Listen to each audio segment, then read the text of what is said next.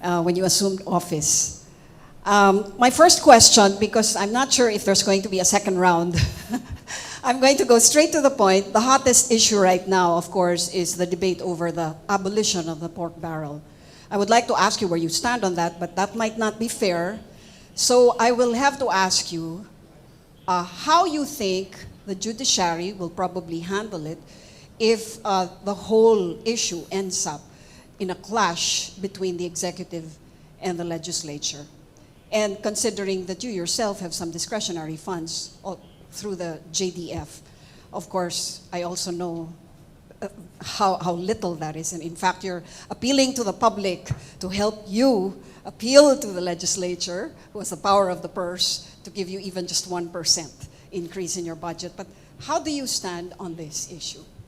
Before that, I will request one of my key lawyers, Attorney Adan, to please give me the absolute figure for the JDF 20% component, which Ms. Valdez has characterized as discretionary. If you can find that for me, we can go back to that figure later on.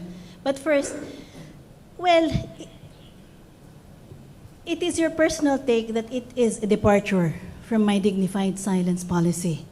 I don't see it as a departure, actually. This is a prefatory statement, no? In response to your real question. So you really know how to bait me into answering more than just one question. You're really good. Okay, you're really good. Okay. Because we're not discussing politics, because we're not going to discuss socially controversial issues, and because we are not going to discuss ongoing cases, this is still compatible with dignified silence, which allows us to respond to your question on PDAF when the case is finally brought before us and when we speak through our decisions. And that is my response. Okay, I'm entitled to a second Follow-up, question. yes. Okay, this has nothing to do with pork barrel. But in view of the discontent you seem to have expressed over your very, very scarce resources, I would like to ask you on your position on what they call judicial legislation or judicial activism. Because of the discontent over the two branches of government, may I ask you what your position is on where the Sereno court should go?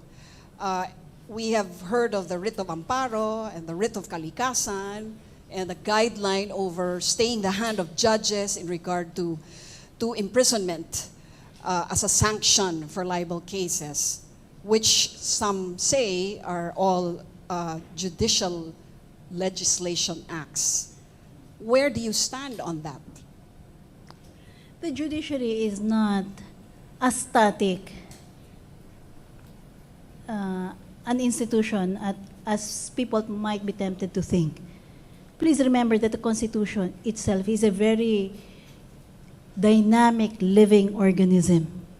In the same way that the judiciary also fleshes out its life in different degrees of energy. And you had used the term judicial activism, perhaps to describe a more energetic and a more unafraid judiciary.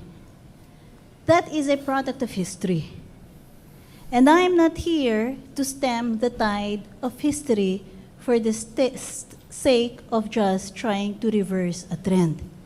But what I believe a wise and prudent Chief Justice should do is trim the outlying hedges to solidify the center and give it a more solid lock-in step rhythm. In other words, not too many surprises, not too many upsets, but all upholding the core fundamental values that you yourself can read from the Constitution. And if you read the Constitution, this is my take on it, it gives so much primacy to the value of the human individual, to his dignity, to his aspirations to grow, so that when you see a deficiency in the democratic space because it has been created by a political elite structure, and there is a judicial remedy to step into that democratic space, and it is not unwarranted under the Constitution, then maybe that is the Filipinos' view of what a huwes should be. Sino ba dapat ang huwes? Hindi ba siya yung tutulong sa amin kung kinakailangan tulungan kasi nangangampos ang karapatan na ibinibigay sa amin ng ibang sangay ng gobyerno? Maaring yun eh. So I'm not proposing any radical reversal, but I'm proposing a graduated and constant review of where we are flowing with the stream of Philippine history. So it's gradual judicial activism. Review. A gradual review. Thank you, ma'am. Thank you, Lucy. So the next one to ask Thank her you. question, Ms. Maria Reza from Rappler. Hi, This, thank you so much for doing this. I agree with Lucci in the sense it's unprecedented for us to hear your thoughts undiluted. I guess it is never easy to reform